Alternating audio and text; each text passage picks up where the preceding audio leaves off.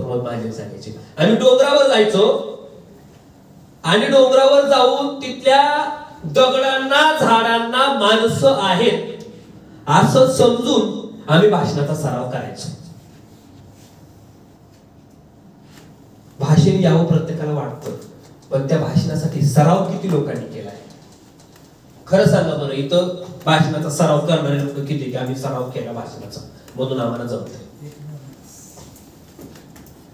1 2 3 वरी हात आणि ते सराव आपल्या क्लासमध्येच केला त्यांनी, बाकीच्यांनी सराव केला नाही. बरं असे किती लोक आहे? आता प्रामाणिकपणे सांगा, गावाने सांगा, आता प्रामाणिकपणे सांगा, असे किती लोक आहेत की आम्ही स्टेजवर बोलतो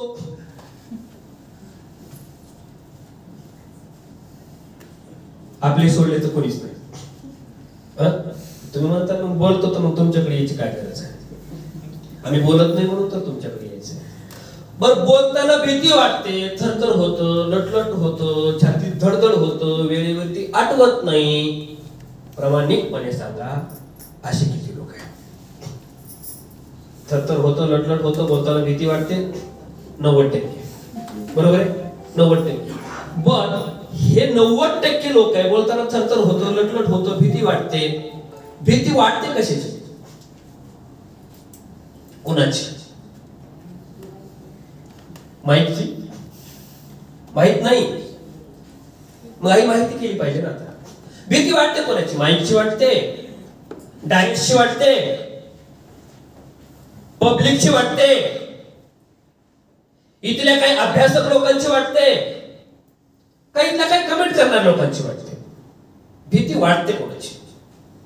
म्हणजे आपल्याला भीती दूर करायची ना, मग ते समजून घेतलं पाहिजे भीती वाटते कोणाची. तुम्हाला भीती वाटते ती लोकांची, सगळ्यांची. पण असे सगळेच लोकांना भीतात असं नाही.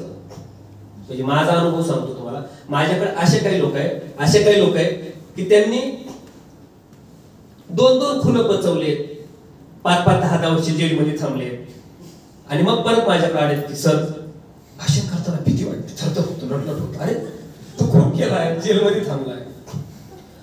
पण ते वेगळं व्यासपीठ आहे, हे वेगळं व्यासपीठ आहे. तिथला दादा असणं वेगळं आहे, तिथला दादा असणं वेगळे आहे, आणि इथला दादा असणं वेगळे आहे. आणि मग तुम्ही इथला दादा होण्यासाठी आला, इथली डेअरिंग मिळवायची. तिथला धीटपणा वेगळा, इथला धीटपणा वेगळा. तुम्हाला इथला धीटपणा मिळवायचा आहे. बरं तिथला दादा ज्या पद्धतीने तुम्ही झाला, तिथली डेअरिंग ज्या पद्धतीने तुम्ही कमवली, त्याच्यासाठी तुम्ही प्रयत्न केले. इथला दादा होण्यासाठी तुम्ही कोणीच प्रयत्न केले नाही, आणि तुम्ही सगळे इथला दादा होण्यासाठी प्रयत्न करणार आहे. चला, ज्या ज्या लोकांनी आजपर्यंत कुठंच भाषण केलं नाही,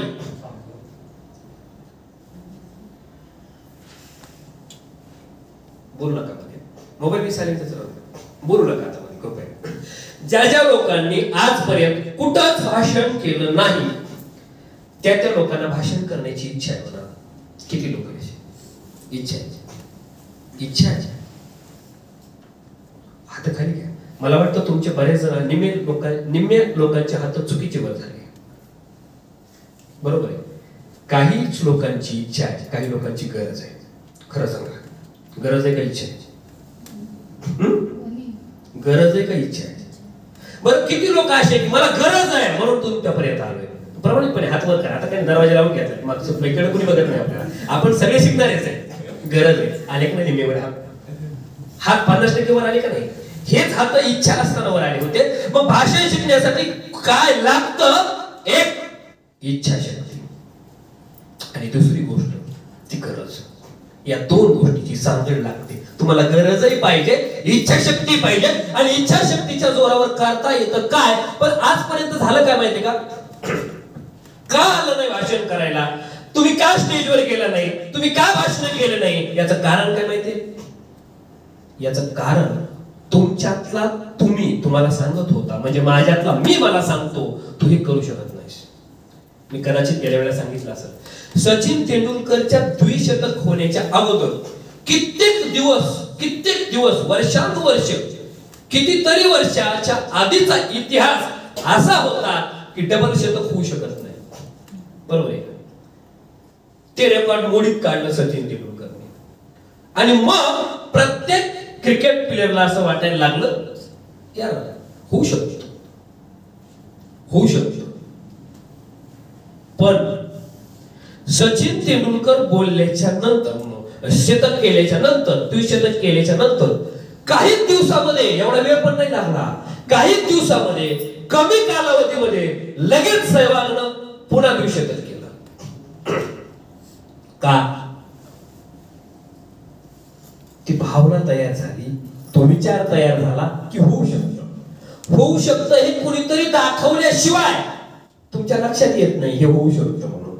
आधी तुमच्या मनावर, तुमच्या सबकॉन्शियस माइंडवर ते फिट बसलेलं असतं की हे होऊ शकत नाही, हे होऊ शकत नाही, आपल्याला बोलता येत नाही. बोलणारा कोणीतरी वक्ता असतो, म्हणजे तुम्ही ठरवून टाकलंय की वक्ता नावाची जातच वेगळी असते आणि ते आपण नाहीये, आपण त्या कॅटेगरीमध्ये नाहीये. हे मनाशी तुम्ही खुणगाट बांधली आहे त्याची, ही जात वेगळी आहे काहीतरी वक्ता, ते आपण नाही. आणि तुम्ही ऐकलंय, वाचलंय, वक्ता 10,000 एक असतो, वक्ता दशैश्रेषू. पण प्रयत्नातून वक्ता होता येतं ना. वक्ता दशैश्रेषू मग पुढाऱ्याच्याच घरामध्ये कसे सगळे भाषण करायला लागले. बघा, म्हणजे प्रबोधनकार ठाकरे बोलायचे, बाळासाहेब बोलले. बाळासाहेबांनी तर बोटावरती एवढा मोठा महाराष्ट्र, एवढा मोठा पक्ष उभा केला. बाळासाहेब ठाकरे बोलले, उद्धवजी बोलतात, उद्धवजी बोलतात, परत आदित्यजी बोलतात. का? आता आदित्यजी परत त्यांच्या मुलाला शिकवतील, त्यांचा मुलगा परत भाषण करेल, हे भाषण करतील. या घरामध्ये वक्ते असणारी लोक दोन, एक प्रबोधनकार ठाकरे, बाळासाहेब ठाकरे आणि राज ठाकरे, हे सगळे वक्ते. पण उद्धवजी भाषण करत नाहीत का? वक्ता असणाऱ्याच माणसाला भाषण करावं असं काय आहे का? पहिलं डोक्यातनं काढा की वक्ता भाषण करतो. भाषण कोणी करतं? संकल्पना कळली का? भाषण कोणी करतं? भाषण सोनिया गांधी करतात, भाषण मनमोहन सिंग करतात, भाषण मोदीजी करतात, भाषण आर पाटलांनी केलं. पण आर पाटील झालं, मोदीजी झालं, राज ठाकरे झालं, स्वर्गीय बाळासाहेब ठाकरे झालं, हे राजकारणातली वक्ते आहे. पण राजकारणात फक्त वक्तेच बोलतात असं नाही, राजकारणात इतरही लोक बोलतात. पण आपण काय करतोय? आपण इतर लोक बोलण्याचाच प्रयत्न करत नाही. वक्ता घडत असतो, वक्तेची साधना घडल्यानंतर वक्ता घडत असतो, वक्ता नंतर घडतो. आधी बोलण्याची डेअरिंग तर महत्वाची आहे. आता तुमच्या डोक्यावर हे फिट बसलेले की नाही, आपण त्यातले नाही, पहिलं ते काढणं गरजेचं आहे. आणि काय असतं, आणि तुम्हाला महत्वाची गोष्ट एक आधी सांगणार आहे मी, हे जर क्लिअर झालं तर पुढचं सगळं व्यवस्थित होत चालतं. आमचे गवाने असं सांगतात तसं, शर्टची एक बटन जर चुकलं लावायला तर बाकी सगळे बटन चुकत चालतात. आणि तुमचं एक महत्वाचं बटन चुकलंय, ते म्हणजे तुम्ही तुमच्या सबकॉन्शियस माइंड वरती आपण वागता नाही हे कोरलंय. आपण वागता नाही, आपण बोलू शकत नाही हे कोरलंय. तो विचार तुमच्या मनात आहे आणि तो विचार बदलणं गरजेचं आहे. पहिली गोष्ट विचार बदला. काय विचार केले तुम्ही? एक सांगतो तुम्हाला, आधी माइंड, सबकॉन्शियस माइंड समजून घ्या, मग तुमच्या सगळं लक्षात येईल. पहा आता नीट समजून सांगतो, माझ्याकडे बघा सगळेजण. एक, तुमच्या सगळ्यांच्या मनामध्ये विचार येतात. उदाहरणार्थ, भाषण का आलं नाही, चांगले तुम्ही का बोलला नाही, त्याचं कारण तुमच्या डोक्यात मी बोलू शकतो ही भावना ठेवलेली नाही. किती लोक आहे असे ज्यांनी मन अंतर्मन समजून घेतलंय, माइंड, सबकॉन्शियस माइंड कळतं, असे लोक किती आहेत माहिती आहे? सगळं हात वर करा. ही संकल्पना माहिती आहे, असे लोक किती आहे? माइंड काय आहे, सबकॉन्शियस माइंड काय आहे, बहिर्मन अंतर्मन, 2-4 लोक. ओके, म्हणजे सगळ्यांना ही संकल्पना समजून घेणं गरजेचं आहे. आणि पुन्हा एकदा विनम्रपणे एक गोष्ट सांगतो, ही संकल्पना ज्या माणसाला समजली त्या माणसाला जग जिंकले.